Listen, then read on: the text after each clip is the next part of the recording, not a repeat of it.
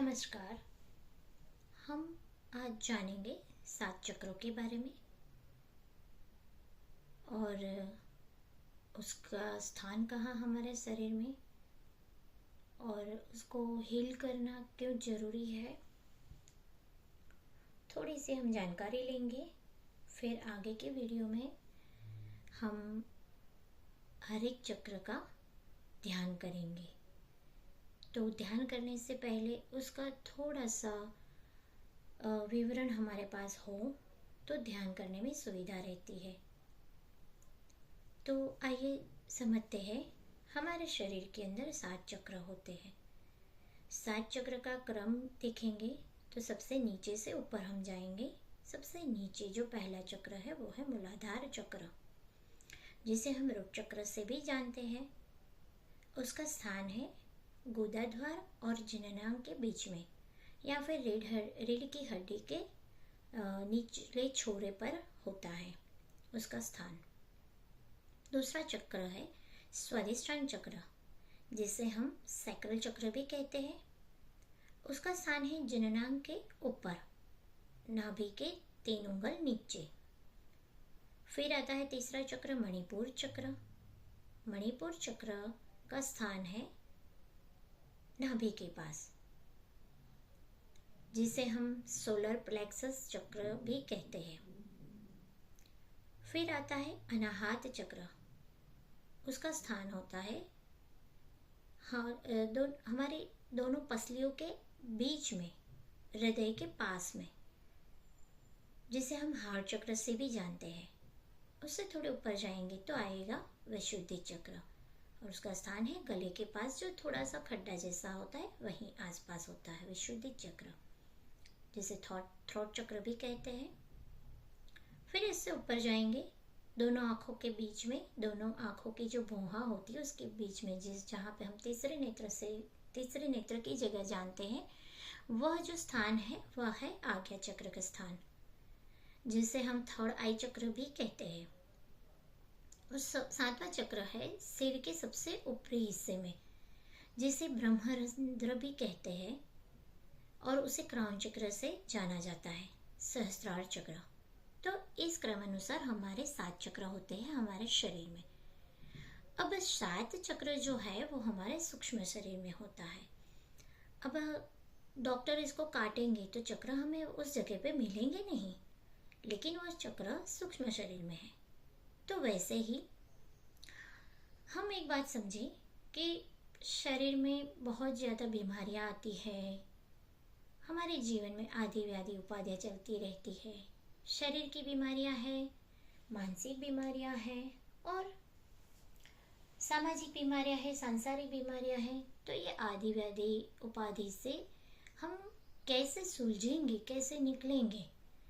बीमारियां आती है, हम इलाज कराने जाते हैं, फिर डॉक्टरों के पास जाते हैं, दवाइयाँ लेते हैं, चाहे हम कोई भी पैथी यूज़ करें, जैसे हम नेचुरोपैथ, आयुर्वेद, एलोपैथी, होम्योपैथी या और भी सारी है इलाज।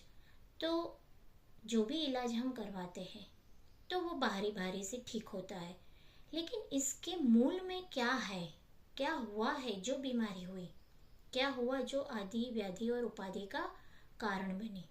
तो हमें गहराई से इस बात को जानना समझना चाहिए। उसको गहराई से जानने के लिए आपको काफ़ी सारा जानकारी लेने के लिए पढ़ना पड़ेगा, बहुत सारा चिंतन मनन भी करना पड़ेगा, और खुद के अंदर, शरीर के अंदर, खुद के मन में और खुद के जीवन में पूरा आपको ध्यान फोकस करना पड़ेगा, ऑब्जर्वेशन करना पड़ेगा, तब जाके वो चीज़ें आपके समझ में आ सकती है। लेकिन फिर भी थोड़ा बहुत यहाँ पे हम इतना समझ सकते हैं कि अभी हम थोड़ा सा ये समझे कि हमारे चक्रों के ऊपर थोड़ा सा काम किया जाए, वर्क करेंगे हम इसके ऊपर, जैसे ध्यान करना। फिर एक और भी है हीलिंग करना, लेकिन यहाँ हम खुद की हीलिंग करेंगे ध्यान से। यहाँ पे हमें दूसरों से हीलिंग लेनी नहीं है, बस ध्यान करना है।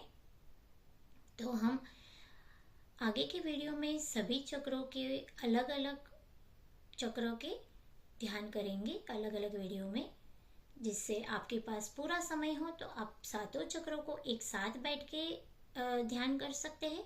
नहीं है तो आप बारी बारी बैठ सकते हैं, एक साथ नहीं बैठ पाते तो भी चलता है। तो इस तरीके से हम इसमें आगे बढ़ेंगे।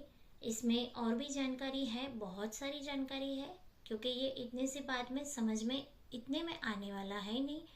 लेकिन इतना समझ लीजिए कि हमारे शरीर के अंदर ऊर्जा के बहाव के लिए भी जो वाहिनियां है वो इतनी पतली है, जैसे हमारा बाल है उससे भी कई ज़्यादा सूक्ष्म है वो वाहिनियां, जहाँ से ऊर्जा का बहाव होता है पूरे शरीर के अंदर।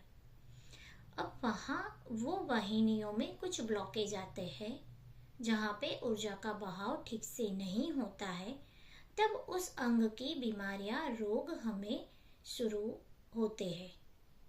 तो अब हम सोचेंगे कि उसका ब्लॉकेज होता कैसे है। तो यहाँ हमें एक थोड़ी सी छोटी सी जानकारी देती हूँ। उसकी जानकारी एक्चुअली में है बहुत ज़्यादा विस्तृत, लेकिन इतना ज़्यादा एक वीडियो में तो आ नहीं सकता है। थोड़ा थोड़ा करके उसको धीरे धीरे आगे आगे समझते जाएंगे।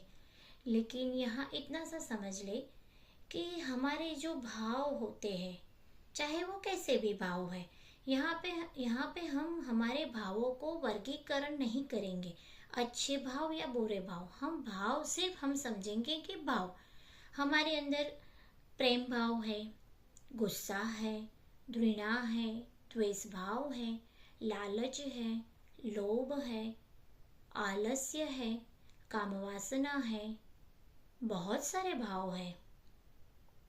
जब ये भाव एकदम से हमारे अंदर आते हैं, कहाँ से आते हैं ये जानना भी बहुत ज़रूरी है। लेकिन यहाँ मैंने बताया कि बहुत ज़्यादा मैं नहीं डिटेल में अभी जा सकती, उसकी डिटेल हम आगे आगे जाएंगे धीरे धीरे करके। तो जो भाव होते हैं उस के हिसाब से वो अंग या उसकी जो ऊर्जा के बहाव की वाहिनियां हैं, वहाँ पे उस जगह पे जाके वो ब्लॉकेज करते हैं। और फिर उस ब्लॉकेज को खोलना कैसे है, क्योंकि डॉक्टर ऑपरेशन करके ब्लड जहाँ पे ब्लॉकेज होता है, ब्लड का बहाव रुक जाता है या कम हो जाता है, तो ऑपरेशन करके वो ठीक करते हैं। स्टैंड रखते हैं, स्प्रिंग रखते हैं और पता नहीं बलून वलून बहुत कुछ है उनके पास करने के लिए। लेकिन ऊर्जा के बहाव की जो वाहिनियां है उसका ब्लॉकेज ठीक करने के लिए किसी के पास उपाय नहीं है। हाँ, इसका उपाय है, आध्यात्म में है इसका उपाय, और ये हम यही करने जा रहे हैं। और जो भी आध्यात्म के अंदर प्रवेश कर चुका है, वैसे सारे साधक, ऐसे सारे सद्गुरु हमारे जो है, उन्होंने काफ़ी सारे रास्ते दिखाए हैं। बस ज़रूरी नहीं है कि सभी ने यही चीज़ बता के आपको सिखाया हो, समझाया हो, क्योंकि सभी के अपने अपने अलग अलग शब्द होते हैं। तो शब्दों पे मत जाना, लेकिन बात यही होती है कि हमारी वाहिनियाँ क्लीन हो जाए और उसमें से ऊर्जा का बहाव ठीक से होता रहे। तो हम जानते हैं कि वाहिनियाँ या नस नाड़ियाँ, उसको क्लीन करने के लिए हम प्राणायाम भी कर सकते हैं। और हम ये जो है चक्र जो हमारे है उसके ऊपर हम ध्यान भी कर सकते हैं। और भी कुछ है इसके अंदर, आगे बहुत कुछ है। मैं सारी जानकारी देते देते आगे बढ़ूंगी और हम इस तरीके से थोड़ा थोड़ा समझते जाएंगे और खुद का और अपने परिवार के, अपने मित्र मंडल और अपने पड़ोसी है, अपने सगे संबंधी है, तो हम सभी को साथ लेके चलेंगे। हम सीखेंगे, उनको सिखाएंगे, ताकि वो भी इस सब आदि व्याधि उपाधि से धीरे धीरे करके बाहर आ सके। थोड़ा थोड़ा सबका भला करते जाएंगे, खुद का भी करेंगे, उनका भी कराएंगे। तो आज मैं यहाँ पर रुकती हूँ। आगे के वीडियो में अब हम सीधा चक्र के ऊपर ध्यान करेंगे क्रम अनुसार। धन्यवाद।